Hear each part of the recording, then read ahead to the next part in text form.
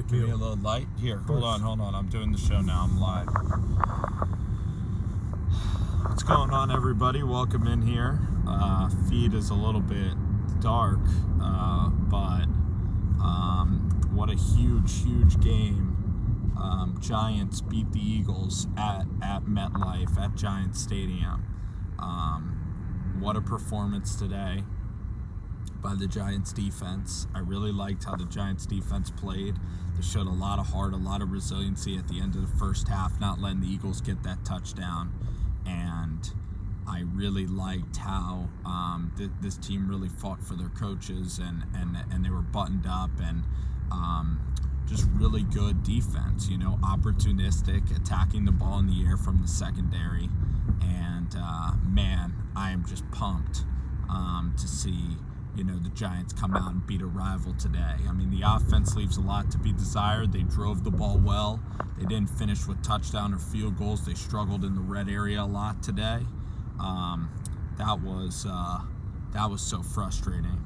And Mikey, gee, what's going on? It's so nice, to knock the Eagles back, out of their wild card and playoff situation, being the Giants and their rival and everything, and considering, I guess, what was done last year, and for Joe Judge and the staff, I really liked how Freddie Kitchens, he incorporated more of the screen game. I thought the offense was more simple.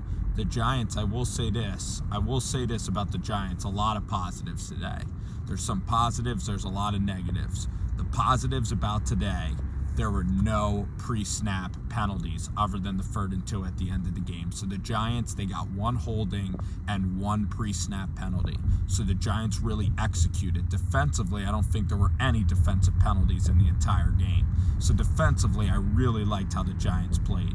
Now, stopping the run was an issue. Pass rush was kind of an issue. I think we were dropping a lot of guys in coverage. But overall, we really executed on the back end. 33 made an unbelievable play, on a 4th and 2. Got a lot of stops, but we got the ball at the 40-yard line, and with all the field position, all of the momentum changes, the offense still sputtered in so many drives. I mean, in the first half, the Giants had chances to put up big points twice. They came away with 0. They had a missed Graham Gano field goal. You then had a holding, a sack, and then Evan Ingram dropped a 1-yard pass. It was just horrendous in that regard. We're still missing that explosive play when we get to the red area. Daniel Jones himself, he did make plays. The final drive, he was able to hit Kenny Golladay on a couple plays. Kenny almost broke one.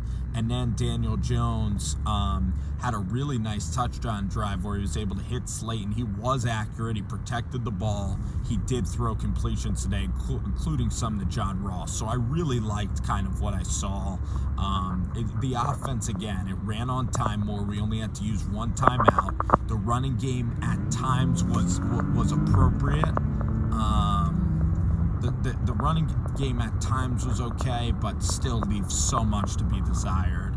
And we're going to be playing a great Miami defense next week that is just really hitting its stride. But the defense, the guys in the secondary show up. The Giants are 4-7. If they win against Miami next week, it's 5-7. And for Joe Judge, every game is critical to him if he wants to be retained as a coach. But then at the end of the game, Giants get that fumble, unbelievable defensive play. I wasn't celebrating because what a horrible final drive.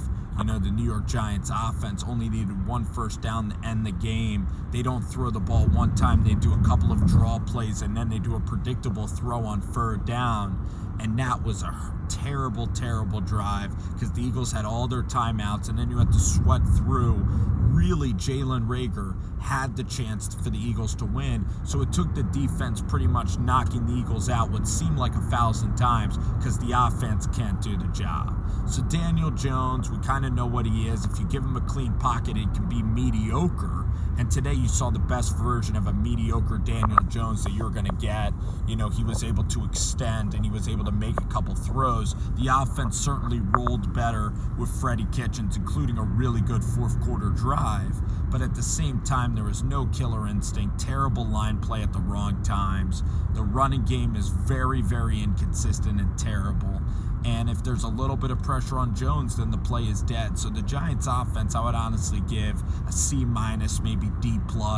The defense, I would give a solid B to a B+, because the defense, although they got gashed in the running game, they made plays. They made interceptions, and they made really clutch plays at the end of half, but this was also the Eagles giving them the game. Jalen Hurts being a really inaccurate thrower of the ball, playing his worst game as a professional, and making some horrible decisions. The Eagles wide receivers not getting open. So a lot of the game was the Eagles just making crucial mistakes. But in fairness, the Giants got to make those interceptions, and they did. They played tough. They were together. They were a motivated group out there. And I even think that this offense, no pre-snap penalties. If they convert those into touchdowns, you're talking about maybe a 21-10 game, which it should have been. Unfortunately, the Giants don't have those knockout punchers that you see in elite level teams. If you give an elite level team 4-0 in the turnover battle, it's going to be a 38-7 cakewalk. So you keep Hurts in the pocket, you make him throw. The Eagles were gashing him with the read option all game, which was really frustrating. So there's just so much room for improvement. The D-line can improve. The secondary was awesome today. They're the best group on the team. The wide receivers today caught the ball. Again, no pre-snap penalties. Really, both teams, actually, the Eagles didn't play very well, but the Eagles didn't really have a lot of false starts either. They got a couple of huge holding calls that went the Giants' way in the first half. So the refs again, and then the Giants were able to score on a pass interference. The Giants, I would say, in the game, the refs leaned to the Giants, but I would say that the game was officiated fine. I don't think that the refs were a complete travesty either way. The Giants certainly got more calls in the game, though. So it was Strahan's retirement day. Great defensive win for Michael Strahan. This D-line, I want to see a little bit more blitzing. No killer instinct after the turnover. A lot of failed opportunities in the game, but the defense was able to get 4 turnovers. You're able to win against a divisional rival, and when you're 3-7, you got to take any win that you can get. Alrighty, guys, it was fun doing the show. It's Sports Doc Sports, Rover Sports here, and everybody have a beautiful evening, and we'll be doing a lot more videos soon.